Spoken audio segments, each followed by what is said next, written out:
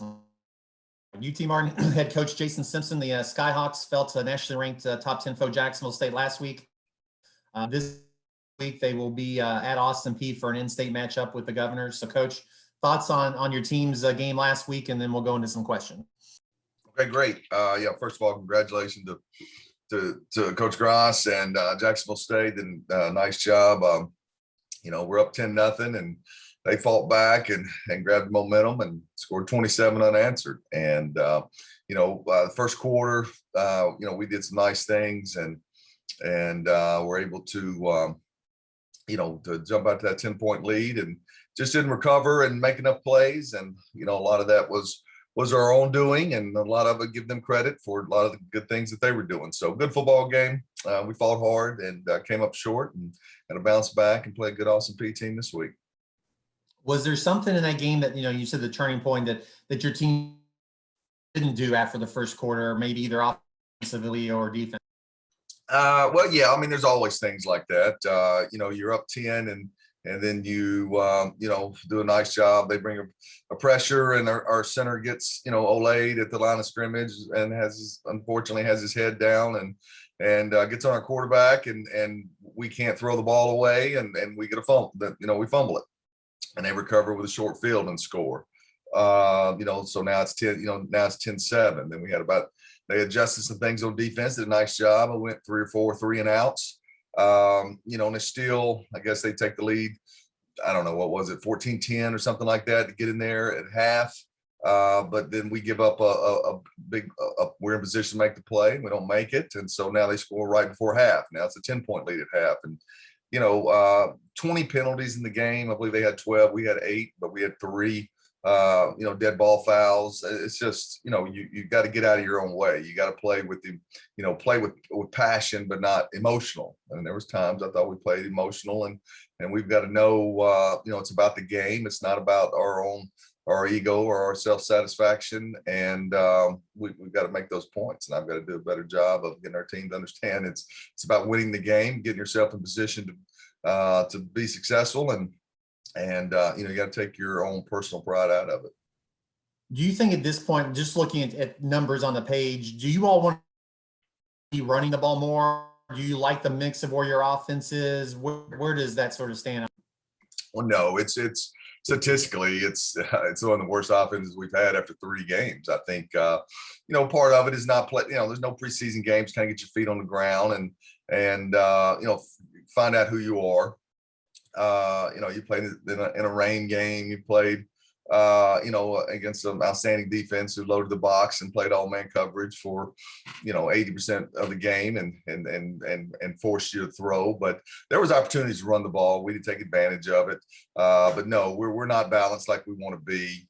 We're not even close offensively to where we want to be. Now, are we making some plays? Sure, we're making a lot of good individual plays, but it's not consistent enough to be able to control the game. And we're not where we have a saying, like most teams do, we want to be able to run it when we want to run it, and we're certainly not able to do that at this point. Devin Sims is somebody who started the last 5 games of the 2019 season. So this past week he had team high 12 tackles. He had a sack. Can you talk about his emergence over the last really 8 games going back to the end of last year?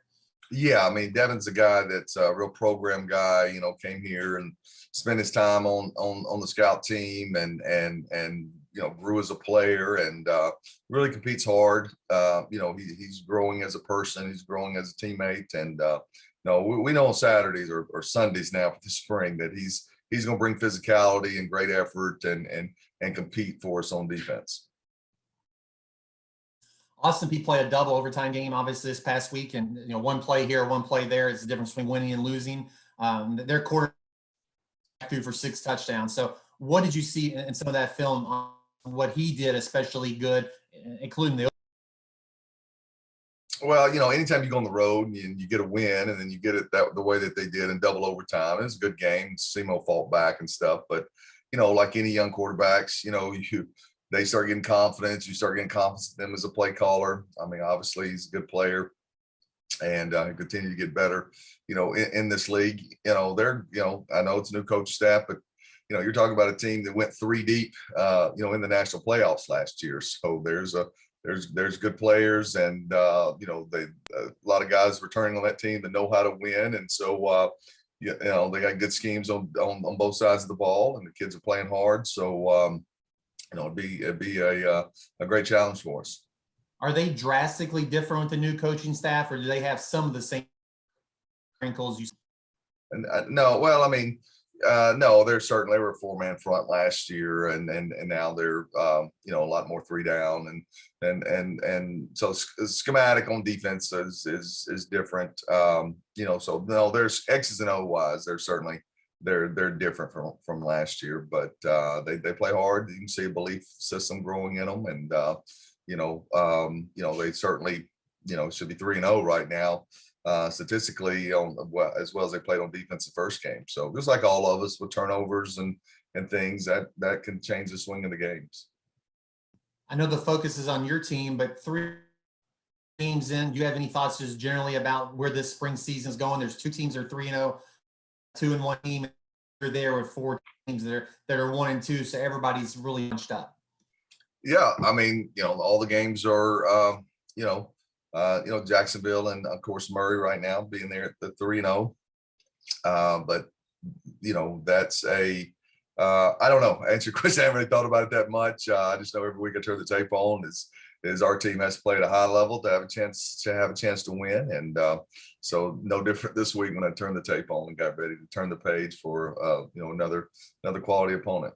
Well, you always play a conference season. It's just in a normal year, you would have played a couple of non-conference, and maybe you'd sprinkle a non-conference in the middle of that open date. How is this different though, with it so compacted and just playing your conference foes? Has that led to any difficulties, or is it? Yeah, I think the normal difficulties are probably no different than what the SEC schools went through, in the fall, where your guys that are second and third team, when they do get in the game now, it's in crucial situations because you're playing good teams, and all the games are tight, it will help you in the fall, is basically a lot of true freshmen, and we're young in some spots, to where these guys aren't getting whether it's an F Power 5 game and maybe didn't go your way, and those guys are getting a lot of reps in the fourth quarter to grow, or a non-conference game that you get a lead in and the guys get to play. So a lot of your 2s and 3s are either not getting to play right now, or when they do get to play are in crucial down and distances, and so all of us are having to kind of play through that. Well, Coach, we appreciate your time this morning. Best of luck on Sunday, and we'll talk to you next week. Hey, thanks, Kyle. Appreciate it.